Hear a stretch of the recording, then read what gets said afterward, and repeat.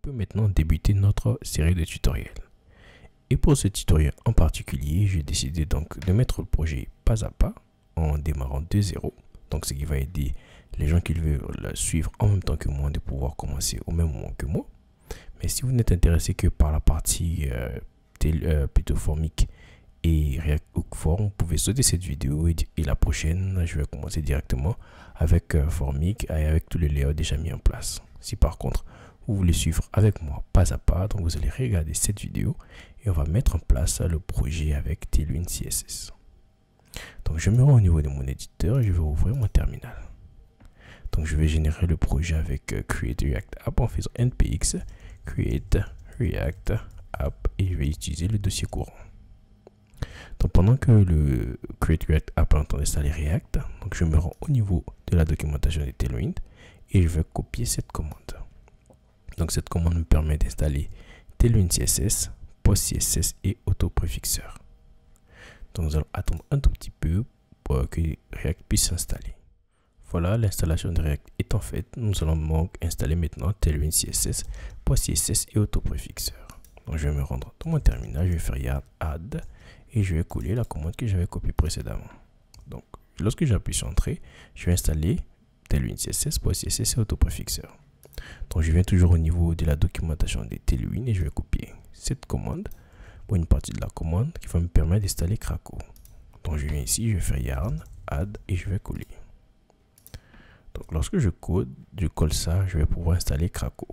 Je me rends toujours au niveau de la documentation et je vois très bien que les commandes ont changé. Avant j'avais React Script Start, maintenant j'aurai Krakow Start. Donc je reviens ici, je vais réduire un peu le terminal. Je vais ouvrir le fichier package.json et au niveau des React Script, je vais enlever ici et je vais mettre Krakow. Voilà. Donc, au niveau du build, ça sera pareil et au niveau du test aussi, ça sera pareil, même si on ne va pas les utiliser. Ensuite, je me rends au niveau de la documentation et je vois que je dois créer un fichier krakow.config.js. Donc je viens, je vais faire mon package.json et je vais venir ici et créer fichier krakow.config.js. Et à l'intérieur de ce fichier, je dois copier toute cette ligne, toutes ces lignes de code. Donc, je vais coller ensuite et je reviens au niveau de la documentation et je dois générer le fichier tailwind.config.js. Donc je copie la commande, je me rends au niveau de mon éditeur, je vais fermer ce fichier, reprendre mon terminal, je vais nettoyer bien sûr et je vais coller. Donc cette commande me permettra de générer le fichier tailwind.config.js.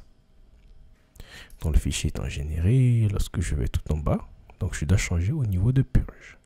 Donc je vais copier purge, je viens encore au niveau de mon éditeur, je réduis mon terminal et je vais ouvrir le fichier tailwind.config.js et je vais changer la clé purge. Donc lorsque je change la clé purge, je reviens encore au niveau de la documentation et je dois ajouter cette directive au niveau du fichier index.css. Donc je vais copier ces trois directives, je viens ici, je ferme mon fichier et je cherche index.css. Ensuite, je vais enlever tout ce qui est à l'intérieur et je vais coller les directives. Bien sûr, moi, je vais garder index.css. Je me rends toujours au niveau de la documentation et il faut bien que c'est fini. J'ai bien terminé. Par contre, lorsque je viens au niveau du formulaire, je vois très bien que j'ai utilisé une police spéciale. Et cette police vient de Google Fonts. Elle s'appelle la Space Grotesque. Donc, je vais cliquer sur Space Grotesque. Je vais ajouter. Bon, je vais rafraîchir. Voilà. Et lorsque je rafraîchis, je viens ici au niveau de l'import. Je vais copier l'import. Ensuite, je reviens au niveau de mon fichier index.css. Tout en haut, je vais coller. Ensuite, je peux fermer. Je me rends au niveau de la tailwind.config.js. Au niveau d'extend, je vais réduire encore plus mon terminal. Je vais faire font family. J'ouvre les accolages, je vais mettre 100. Donc pour le sans serif, tu vas utiliser space grotesque. Et si tu ne trouves pas space grotesque, tu vas utiliser du sans serif. Voilà, donc le sans serif par défaut. Donc lorsque j'ai fini tout ceci, je viens à ce niveau. Donc je peux fermer la Google Font. Je reviens ici et je vais faire un tout petit peu de nettoyage. Je vais ouvrir la sidebar. Au niveau de SRC, je vais supprimer quelques fichiers. Bon, je supprime le fichier app.css. Je supprime le fichier app.test.js. Je supprime le fichier logo.svg. Je supprime le fichier report.webvitals.js. Et je supprime le fichier setup.test.js. Ensuite, je me rends au niveau de app.js. Je vais supprimer les deux. Ensuite, je vais enlever tout ceci. Je vais même juste mettre un H1, un H1, un H1. Et je vais mettre Hello World. Afin de vérifier que Tailwind a été pris en compte, je vais faire un class name. Et je vais mettre texte 7XL. 7XL. Voilà. Ensuite, je me rends au niveau d'index.js. Étant donné que j'ai supprimé plein de choses, donc je vais enlever l'import. Et je vais enlever cette partie avec les commentaires. Bon, je pense que là, tout y est, tout est bon. Je vais reprendre mon terminal. Et je vais nettoyer, faire yarn start. Donc lorsque je fais yarn start, par derrière il prend crack au start. Et on va démarrer le serveur de développement. Donc je me rends sur le localhost pour 3000. Donc ici, je m'attends à avoir un Hello World avec Tailwind CSS espèce grotesque. Et là, tout se passe à merveille, bingo. Donc le premier pas a été déjà fait. On a commencé à installer. Et maintenant, on va attaquer la partie des composants et tout. On va mettre en place le formulaire de base. Maintenant que Tailwind est installé, tout est installé, on va maintenant commencer à attaquer les composants. Donc je vais réduire mon terminal et je vais fermer tout ceci et je vais commencer par mettre en place les dossiers. Donc pour ce projet, j'ai eu un dossier d'abord qui s'appelait component. Ensuite, j'avais un dossier qui s'appelait utilities, mais qui n'était pas à ce niveau, qui était là. Donc je vais avoir un nouveau dossier utils, moi je vais appeler utils. Et à l'intérieur du dossier component, j'avais un dossier qui s'appelait layouts. À l'intérieur de ce component, j'avais toujours un dossier qui s'appelait forms également. Et à l'intérieur, j'avais un dossier que j'appelais illustration. Donc, c'est ce dossier-là qui contenait l'illustration de l'équipe. Voilà, c'est tout. Et pour l'illustration, je vais copier le code. Il s'agit juste d'un SVG que j'ai englobé dans un composant que je vais appeler team.js. Voilà, et je vais coller le code. Donc, il s'agit d'un SVG que j'ai englobé dans un composant React. Voilà, donc voici donc le code du SVG. Vous trouverez ce code au niveau du repo GitHub. Voilà, donc pas la peine de coller tout ça. Donc je peux aussi mettre la référence au niveau de la description de la vidéo. Ensuite, je rouvre encore et là, au niveau du layout, je vais créer un fichier que je vais appeler app.layout.js. Il s'agira de notre layout de base qui va contenir le formulaire et l'équipe. Au niveau de forms, j'aurai premièrement base forms.js, j'aurai formic form, donc c'est avec ce formulaire qu'on va installer formic, et j'aurai hook form. Donc au lieu de mettre hook form, je vais mettre hookform.js. Voilà, donc voici donc les trois éléments sur lesquels on va travailler. Base form, il aura le formulaire de base. Ensuite, team, il s'agit donc d'un SVG que j'ai englobé. Et app layout, il s'agit donc du layout global de l'application. Donc, on va travailler sur app layout. Donc, je vais commencer. Donc, je vais faire un import React from React. Ensuite, je vais faire un function. Je vais mettre app layout. Voilà. App layout, il recevra des profs, il recevra des children. Donc, je vais mettre ici, je vais déstructurer, mettre children. Ensuite, je peux faire un export default de app layout. Et à ce niveau, je vais retourner du JSX et je vais mettre une div à ce niveau-là. Je ne sais pas pourquoi, mais au niveau de VS Code, j'ai du mal un peu avec le JSX. Donc ici, à ce niveau, je vais mettre encore une div. Et je vais mettre une div à ce niveau. Et c'est ici, là, qu'on aura notre children. Voilà, donc je peux mettre ici children comme ça à ce niveau. Et là, je peux mettre quelque chose comme left. Voilà. Et puis je vais mettre right. Voilà, donc c'est tout ce que je vais faire. Je vais donc fermer le formic, le hook form et le team.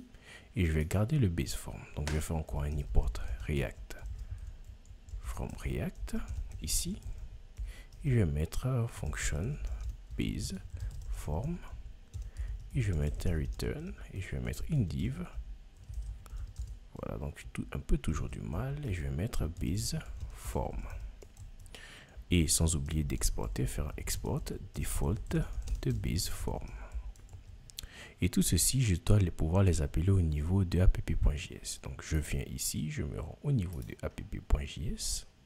Donc je vais fermer, je vais faire CTRL-P, app.js. Donc lorsque je me rends au niveau de app.js, je vais enlever le hello world et je vais mettre un app layout. Et je vais importer. Donc je vais importer app.layout. Bon, je n'arrive pas à importer, donc je vais faire import de app layout from component layout app layout. Et à ce niveau, je vais mettre base form. Voilà. Donc lorsque je me rends au niveau de, normalement je dois avoir left, right et base form. Voilà, donc je pense que tout se passe très bien à ce niveau. On va maintenant commencer à styliser les choses. Donc lorsque je regarde le registre de bas, je vois très bien que j'ai quelque chose à gauche avec une couleur grise et j'ai mon formulaire à droite. Donc je reviens ici au niveau du app layout. Premièrement déjà, au niveau ici, je vais mettre un display flex déjà. Je vais mettre class name. Je vais faire un flex afin de pouvoir les avoir l'un à côté de l'autre. Donc lorsque je fais un flex, je vois que j'ai les deux, l'un à gauche, l'autre à droite. Par contre, je vois très bien que ici, il prend un tout petit espace. Alors qu'ici, j'ai, je vais dire, on va dire un tiers et ici, j'ai 2 tiers. Donc à ce niveau, ici, je peux faire un class name et je vais mettre width, prends un tiers et à lui, je vais dire, toi, class name, bien sûr, et je vais dire, toi, prends 2 tiers. Voilà. Donc lorsque je reviens encore au niveau de React, je vois très bien que ici, il prend un tiers, l'autre prend 2 tiers. Donc ici, je peux lui donner un BG gray à 100. Donc lorsque je donne un BG gray à 100, je vois très bien qu'il ne prend pas toute la hauteur de l'écran. Donc je vais au niveau du parent, qu'est-ce que je vais faire? Je vais faire la hauteur minimale et la hauteur de l'écran. Donc lorsque je me rends ici, je vois bien que maintenant l'enfant prend toute la hauteur. Ça c'est très bien. Ensuite, je peux lui dire, bon, toi, tu vas prendre toute la largeur de l'écran width full, même si il le fait déjà. Ensuite, à ce niveau, je vois ici que j'ai Dream Team régionné à travers le monde. Donc, qu'est-ce que je vais faire? Je vais mettre ici une div d'abord, une div. Voilà, j'ai du mal avec l'autocomplétion de JSX, mais c'est pas grave, je vais trouver la solution. Et je vais mettre H1 et je vais mettre Dream Team. Ensuite, je vais ici à ce niveau, je vais mettre une span et je vais venir à ce niveau, je vais copier cette partie, je ne vais pas saisir ça à la main et je viens ici et je vais coller. Voilà. Et tout en bas, je vais mettre team et sans oublier de l'importer. Donc je vais retourner ici, je vais faire import team from. Donc je vais revenir au niveau de illustration et je vais faire illustration et je vais faire team. Voilà. Donc lorsque je me rends au niveau de l'application React, je vois bien que j'ai Dream Team, Rejani et j'ai l'équipe. J'ai mon illustration. Donc ici, qu'est-ce que je peux faire? Je peux faire un class name déjà et je vais dire, toi tu vas prendre la hauteur du parent. Et ensuite, tu vas me faire un flex, un item center et un justify center. Donc, lorsque j'enregistre et je me rends à ce niveau, je vois très bien que les deux sont côte à côte. Par contre, ils sont alignés. Donc, je vais dire, vous allez faire un flex call. Mais je vais mettre ça plutôt ici. Je vais faire flex call. Voilà, donc pas à pas, on est en train de construire le layout. Par contre, ici, la Dream Team est en... on va dire n'est pas en gras ici, c'est en gras. Donc je vais lui dire, ici tu vas faire d'abord un class name, ici tu vas faire du font bold et tu vas faire un texte 5 XL. Voilà. Et lorsque je vais à ce niveau, je vois bien que le résultat il est le même. Donc ici, j'ai pu au niveau du côté gauche déjà avoir le même résultat qu'ici. Donc je vais venir me mettre côte à côte et fermer cet onglet. Donc lorsque je vais à gauche, je vais à droite, j'ai exactement la même chose. Donc je vais m'attaquer maintenant à la partie de droite, à la partie du formulaire de base. On va donc continuer la partie style et on va attaquer ce côté. Donc lorsque je viens ici, je vais faire quelque chose. Je vais ajouter une div à ce niveau. Une div. Et je vais mettre un class name. Et je vais mettre BG. Je vais mettre blue et je vais mettre 100. Et je vais mettre right et children à l'intérieur. Donc je vais mettre à ce niveau et je vais effacer là. Voilà. Donc lorsque j'enregistre, je vois très bien qu'ici, toute la largeur, il est collé vers le haut. Par contre, lorsque nous regardons ici, nous voyons très bien qu'il est centré. Voilà, et il y a de l'espace à droite, il y a de l'espace à gauche. Voilà. Donc lorsque je reviens ici et que je fais par exemple là, flex, items, center, et que je reviens ici, je vois très bien qu'il est vers la gauche. Ici, je vais faire un justify center. Je vois très bien qu'il est au milieu. Par contre, lorsque je regarde ici, je vois bien qu'il a une largeur, on va dire, fixe. Donc, qu'est-ce que je peux faire pour lui? Je vais lui dire, prends un width de 3/5. Voilà, donc tu auras la largeur 3/5 au niveau de ton parent. Et là, je vois très bien qu'il a une largeur, on va dire, plutôt fixe. Il y a de l'espace à gauche et de l'espace à droite. Donc ici, je vais enlever le right et on va garder les children. Voilà. Donc, lorsqu'on garde les children, on peut s'attaquer maintenant à la partie base form. Donc on a fini avec le layout aussi rapidement. Donc, je reviens aussi à la partie app layout. Je vais enlever le bleu ciel que j'ai mis ici. Je vais l'enlever. Je vais réduire ici. Et lorsqu'on revient, on voit qu'il y a base form. Donc on peut maintenant s'attaquer à base form pour avoir un style qui ressemble à ça. Et lorsqu'on aura un style qui ressemble à ça, on va maintenant attaquer la partie la plus importante, la partie de formic. On vient maintenant à la partie style de base form. Donc lorsque je reviens ici déjà, je viens à ce niveau, je vais fermer l'app layout et je vais fermer l'app JS. Donc je vais venir au niveau de base form et m'attaquer à celui-ci. Donc une div, je vais mettre en forme. À ce niveau, je vais mettre plutôt forme. Ou encore j'aurais pu garder div et mettre forme à l'intérieur. Donc je vais commencer par ici et je vais mettre une div. Voilà. Et au niveau de la div, je vais mettre H1 et je vais mettre inscrivez-vous. Inscrivez-vous. Ensuite, lorsque je me rends, je vois bien qu'il y a un texte. Donc je vais copier le texte et je vais venir juste en bas du H1, mettre un paragraphe et je vais coller le texte. Voilà. Donc le texte en lorem ipsum. Ensuite, lorsque je viens à ce niveau, je vois donc qu'il y a un champ input, il y a un champ input et un champ input. Donc j'ai 4 champs input. Donc je viens ici, je vais faire une div et je vais mettre un input. Voilà, donc je vais faire input et je vais faire un type texte. Input et je vais faire un type, on va mettre texte, un class name. Bon, je vais créer une classe que je vais appeler input. Voilà, là comme ça, je pourrais juste mettre input pour les autres et on aura le même style. Donc un placeholder, j'aurai votre nom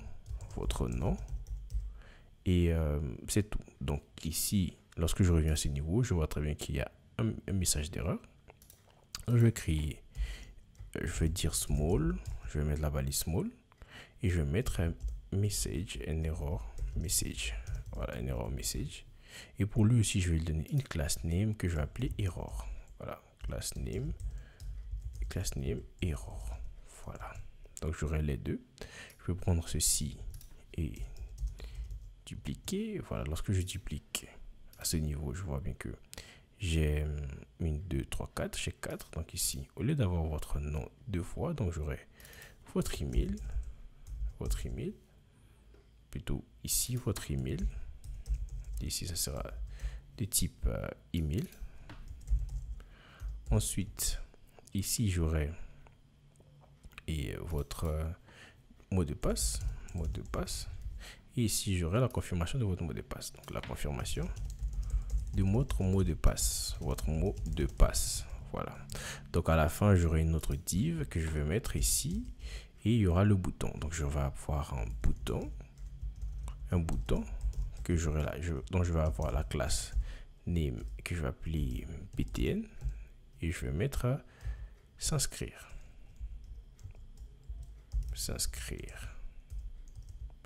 Voilà, c'est tout. Donc pour le moment, pour la stylisation, on va s'attaquer à ce niveau-là. Mais pour le moment, je pense que là, c'est bon. Et à ce niveau, je vais ajouter une petite marge. Je vais faire class name et je vais mettre margin Y. Je vais mettre à 4. Voilà. Et à ce niveau aussi, je vois très bien qu'ils sont un peu collés. Et là, je vais mettre un margin bottom, class name. Et je vais mettre un margin bottom à 10. Pour le H1, je vais agrandir un peu sa taille. Je vais faire un class name à, on va dire, texte 5XL. Et je vais mettre un font bold. Donc lorsque je fais ceci, je vois bien qu'il est agrandi. Et lorsque je regarde à ce niveau, je vois on a presque le même résultat. Lorsque je viens au niveau du paragraphe, je remarque qu'il est ici il est noir, mais ici il est un peu gris. Donc lorsque je viens à ce niveau, je vais faire un class name et je vais mettre un texte gray. On va mettre 600. Voilà, pour essayer. Voilà, et lorsque je regarde, j'ai le même résultat. Je vais maintenant m'attaquer à la classe input. Voilà.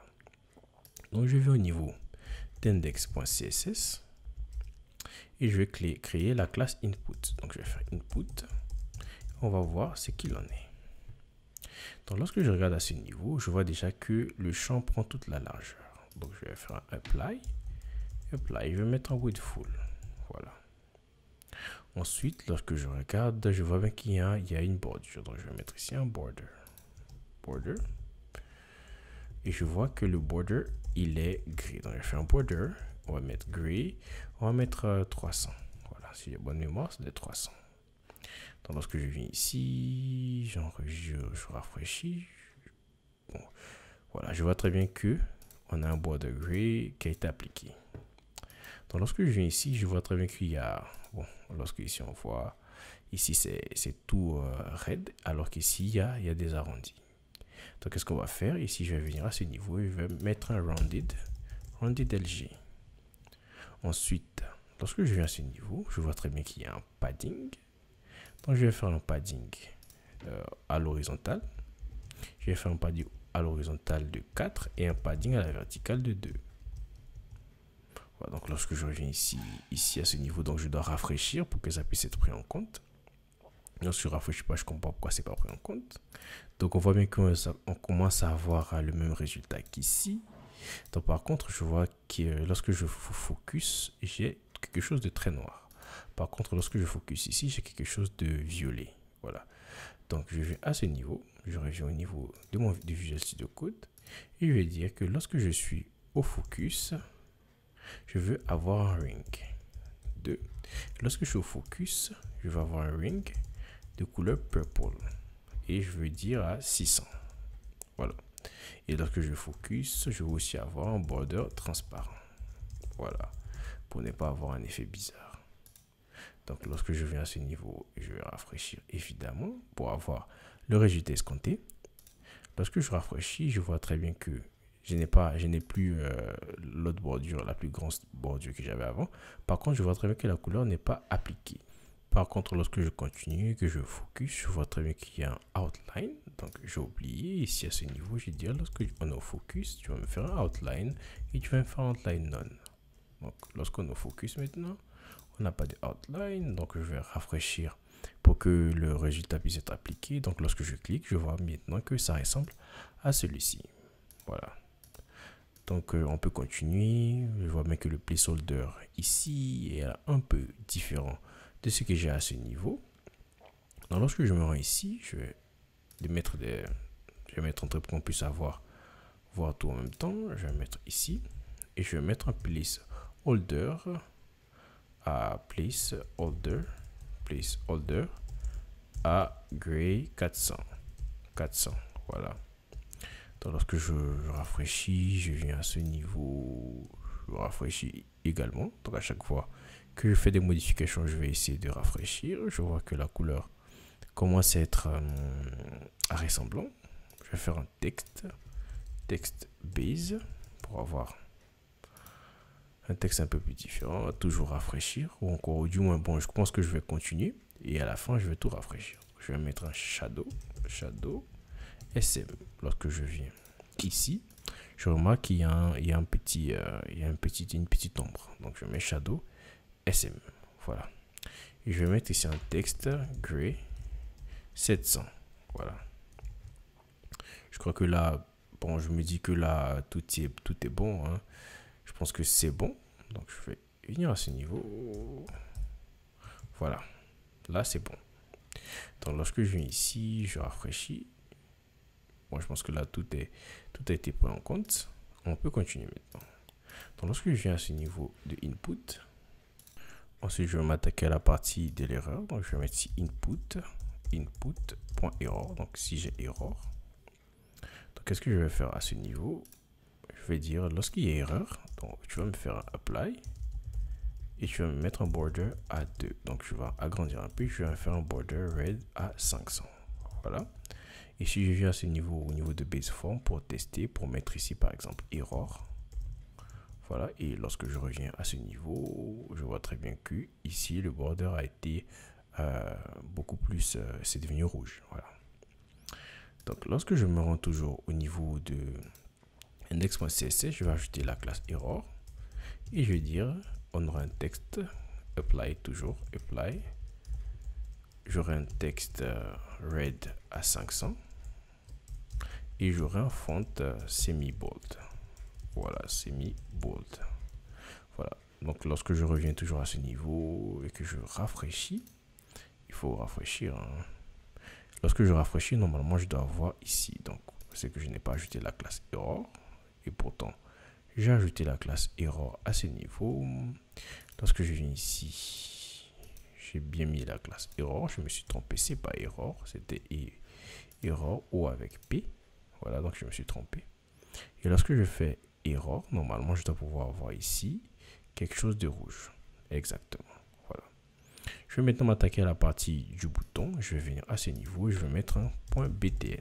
Voilà. BTN.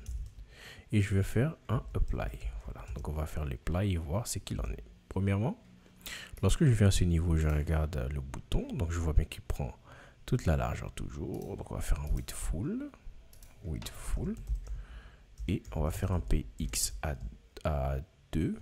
Bon, on va dire 4. Et on va faire un py à 2. Voilà. Je rafraîchis. Je viens à ce niveau. Je rafraîchis pour voir ce qu'il en est. Et je vais venir corriger en même temps la faute que j'ai à faire ici en mettant s'inscrire. Donc, je vois ici, il est centré. Donc, il a pris la largeur. Je reviens toujours à ce niveau, au niveau de index.css. Et je vais mettre un BG. Indigo, je vais mettre 600 et lorsqu'on passe à on fait un over, je vais avoir un BG Indigo à 700 et lorsqu'on fait un focus, je vais avoir un ring Indigo à 500 et lorsqu'on fait toujours un focus red, donc je vais faire focus, je vais avoir un ring Indigo à 500. Voilà. Et je vais avoir une transition. Donc, je sais pas pourquoi est-ce que mon clavier. Un ring Indigo à 500. Voilà. Ensuite, je vais à ce niveau, je vais appuyer sur Entrée. Le clavier me fait quelques misères. Vous l'avez remarqué au bout de quelques tutoriels. Et je vais avoir une transition. Je vais avoir une transition, je vais faire un is. In, voilà. Et je vais avoir un texte qui est centré, je vais avoir un texte qui est texte de base, et je vais avoir un font qui sera un semi-bold, je vais avoir un shadow qui sera medium, MD, voilà. Et je vais avoir rounded LG pour avoir les bords arrondis. Bon. Lorsque je vais en focus aussi, je vais avoir un outline de none, voilà. Donc j'enregistre, je viens à ce niveau, je vais rafraîchir pour voir le résultat escompté, si tout ce que j'ai espéré est là, voilà, sans oublier que je vais avoir un texte white, voilà. Donc je reviens ici, je vais toujours rafraîchir. Donc je reviens aussi tout en haut, je vois très bien qu'il manque d'espace, donc je vais venir à ce niveau, je vais faire un class name plutôt, et je vais mettre un margin Y à... Oh, il était de combien? Il était de 4, on va mettre à 4. Voilà, donc lorsque j'enregistre, voilà, je vais rafraîchir, je vois très bien qu'ici et là, on a le même résultat. Voilà, donc on a le même résultat à quelques 2 ou 3 pixels près. Et ici, on n'a pas la même hauteur parce qu'ici, il y a les messages d'erreur partout. Sinon, on aurait le même résultat. Donc là, à ce niveau, je vais copier class name, MY4. Et je vais coller ça ici, je vais coller ça là, et je vais coller ça à ce niveau. Ici, par contre, au lieu d'avoir texte, j'aurai password. Et ici aussi, j'aurai password. Pour éviter que si quelqu'un regarde par-dessus votre dos, qui voit le mot de passe que vous allez entrer. Donc, je vois à ce niveau que tout y est. Donc, je tape chez password. Voilà. Donc, la partie stylisation de cette page est terminée. De la base framework est terminée. Et on va ajouter les outils utilitaires qui seront nécessaires pour ce tutoriel. Et après ça, on va attaquer maintenant la partie formic. Donc pour ce tutoriel, on ne va pas appeler un véritable serveur, on va faire un fake. Voilà, un fake API. Donc je reviens au niveau de mes dossiers et je me rends au niveau de utile. Voilà, donc je vais créer un dossier un fichier que je vais appeler fake API. Voilà, .js. Donc je me rends à ce niveau, je vais exporter une fonction que je vais appeler register. Donc je vais effacer, je vais faire const register égale à un arrow function. Voilà. Et il va prendre des données, des data. Voilà. Donc je vais retourner une nouvelle promesse, return new promise. Et à l'intérieur de cette promesse, j'aurai un resolve et un reject. Voilà. Ensuite, qu'est-ce que je vais faire? Et donc, je vais faire un set timeout pour simuler le fait qu'on fait une soumission via l'API. Donc, je vais faire un set timeout. Et le set timeout, il va durer, on va dire, 2 secondes. Et à l'intérieur du set timeout, je vais faire une vérification. Je vais mettre si data.test plutôt .email égale à test @email.com. Donc, qu'est-ce que je vais faire? Je vais faire un reject. Sinon, je vais faire un resolve. Donc, je vais faire un else. Donc, si data.email égale à test @email.com, je vais faire un reject. Et dans reject, je vais passer un objet qui aura une clé errors. Et dans la clé errors, j'aurai email et je vais mettre l'email est déjà choisi par un autre utilisateur.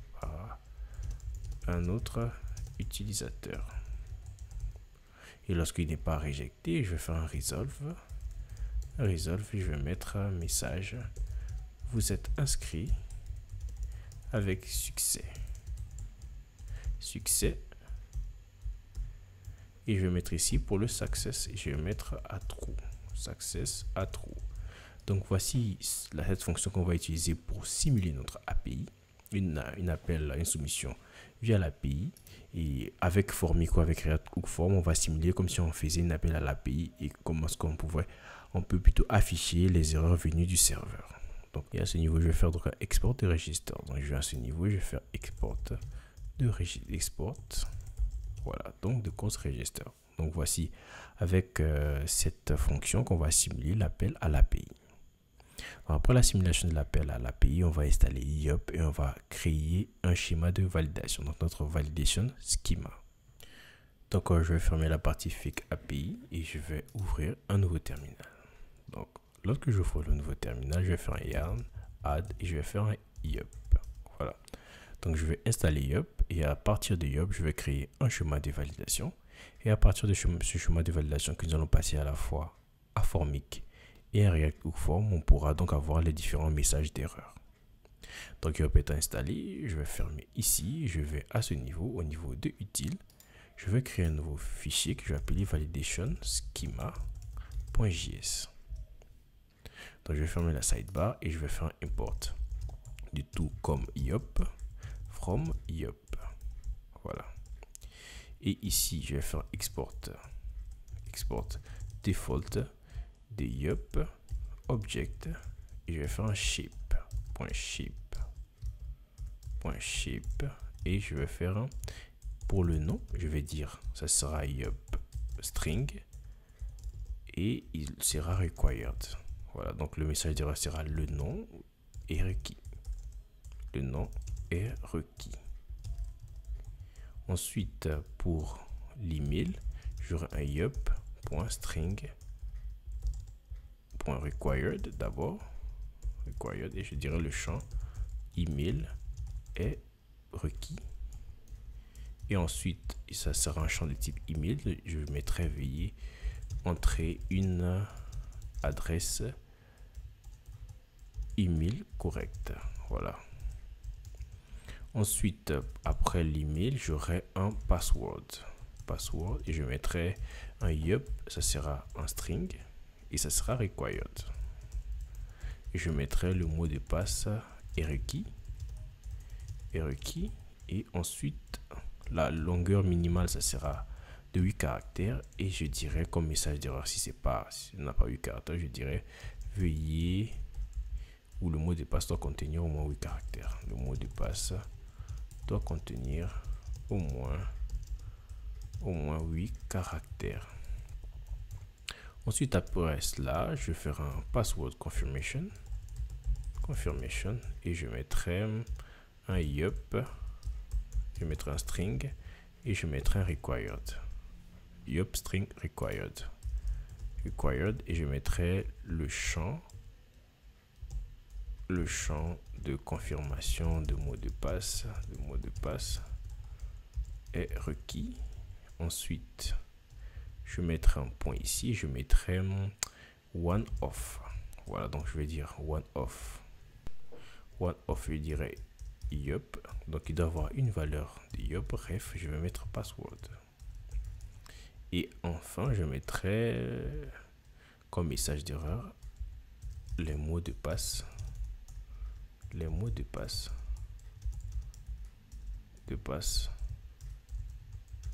ne correspondent pas. Voilà. Donc, voici donc le schéma de validation que nous avons écrit. Donc, je pense que maintenant, on peut maintenant attaquer la partie formique. Et ensuite, on va voir la partie React Hook Form. Donc, avec tous les éléments qu'on a, le fake API, le schéma de validation, le style au niveau de nos formulaires, on va maintenant, dans la prochaine vidéo, voir comment est-ce qu'on peut intégrer Formic.